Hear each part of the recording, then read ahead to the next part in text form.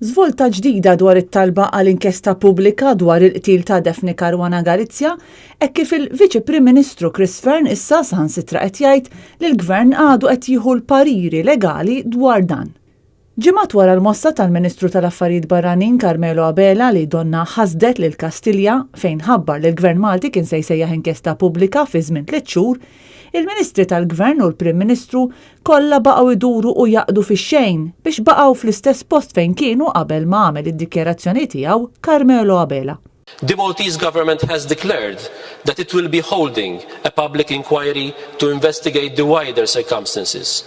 The issue is not if a public inquiry is held, the issue is when a public inquiry will be held. Il-Viċi Prim Ministru Chris Fearn mistoqsi dwar xi progressar f'din l-inkjesta reġa' ma weġibx u minflok irrefera għal dak li qal il-Prim Ministru. Iżda mbagħad qal li qed jittieħed parir legali dwar din l-inkjesta. Il-proċess għaddej internament biex jiġu pariri legali. To the inquiry being launched?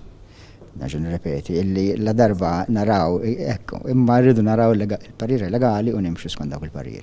Intant Chris Fearn bħal Prim Ministru u għatta ministri oħra baqa ma tax data dwar meta se tibda din l-inkjesta.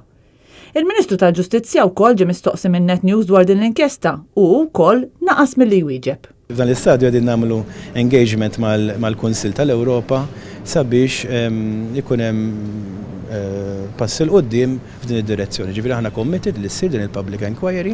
Jidher ċar li l-Gvern qed jagħmel minn kollox biex itawwal il-proċess biex tinbeda l-inkjesta li ordna l-Kunsill tal-Ewropa xhur ilu. Anke l-kap tal-Partit Nazzjonalista Idrin Delija ilu xhur sħaħ jinsisti li ssir din l-inkjesta indipendenti.